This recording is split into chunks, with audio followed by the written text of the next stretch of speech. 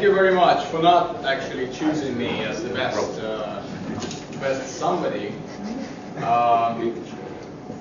Again, I received this beautiful thing for the second time, for the second year in a row. But this one is very different from the one I received last time. It looks absolutely the same, but indeed it is different. Why?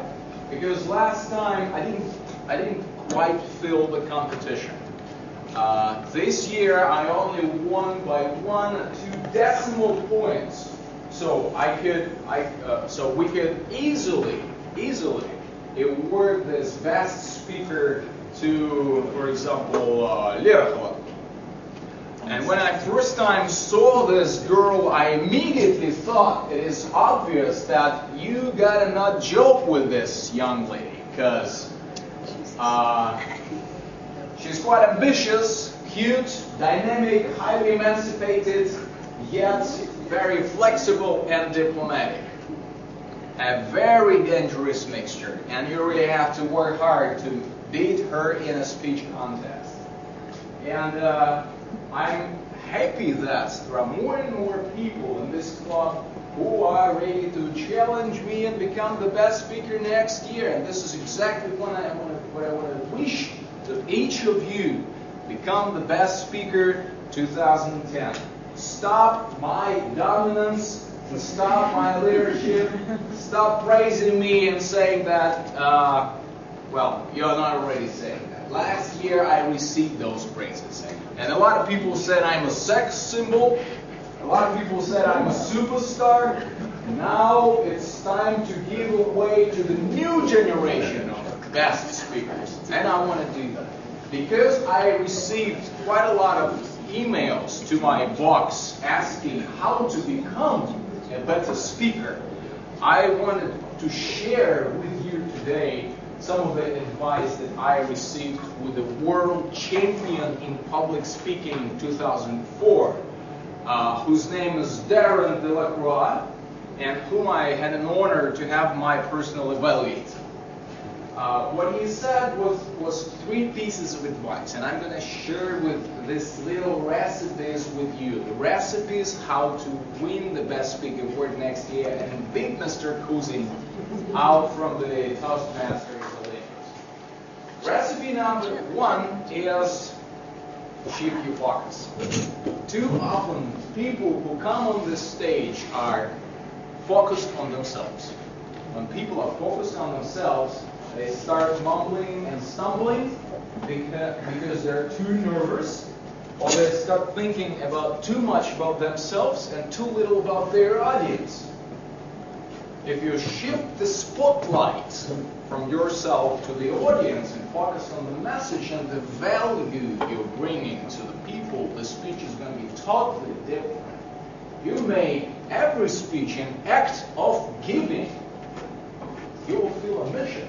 And it's totally different from actually showing off in front of an audience of people or clapping their hands and saying how cool you are. Recipe number 2. In addition to shifting the spotlight from yourself to the audience, Darren Delacroix advises that speakers observe. What do I mean by observe?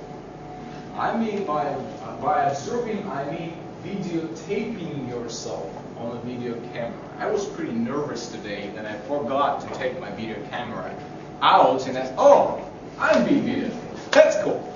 Again, but I brought the video camera with myself today. And every time I make a speech, I do my best to videotape every speech, and then what I do is I upload it to the YouTube.com and have the best speakers in the world evaluate my speeches. So, don't observe yourself when you make your speech, but do observe yourself after you make a speech to make sure you make it better. And also, when you videotape yourself, you have an opportunity to look at yourself like in the mirror and have other people reflect on your best qualities and areas for development. That's a great advice I received from Darren Delacroix. Darren also said number 3 is practice. Well, that was not a disclosure for me, but he gave very certain advice. If you're not a famous politician, if you're not a lecturer, a business trainer, or you're not a public person, that doesn't mean you may not have a speech assignments. You can actually create speech assignments for yourself every day. And if you make a 5-minute rule, that's what the McGrath calls a way to success, a rule of thumb for yourself, then you will get success. 5-minute rule is that you have to make a 5-minute speech every day. Talk to your spouse about how you spend a day before you go to bed, or to your kids. Make a video blog and just talk to the camera and share your thoughts and observations of the day with the rest of the world. Or, if you don't have a video blog or internet, make a speech in the shower. And if you make a speech in the shower and speak to your neighbors, you're going to develop your voice qualities in addition to developing your general speech delivery qualities. So, by shifting the focus from yourself to the audience, by observing yourself and practicing every day in making and delivering a speech, you're not going to beat Serge Kuzin by doing all this. Because you have a chance to be like Sergey, do all these things. Because to beat me, you have to score 10 out of 10.